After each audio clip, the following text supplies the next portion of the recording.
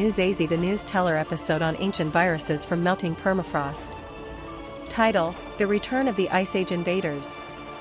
Opening scene. Zazie stands in a snowy Arctic landscape, wearing winter gear. Zazie, BRRR. Welcome, news lovers.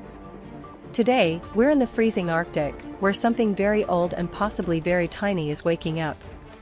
Dramatic zoom in on a melting glacier.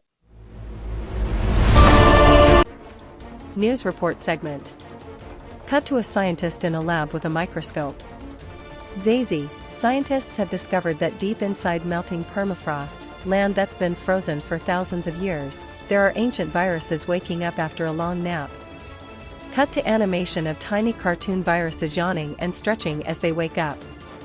One virus puts on sunglasses, another checks a calendar that says last active 30,000 years ago. What are these viruses? Split screen: on one side, caveman running from a sneezing mammoth, on the other, a scientist looking worried. Zazie, these viruses are so old that they might have infected ancient animals like woolly mammoths and even early humans. But don't panic, scientists are studying them in special labs to make sure they don't harm us. What happens if they escape? A clumsy researcher drops a frozen virus vial, and alarms go off. Zazie, okay, that probably won't happen. Scientists are super careful.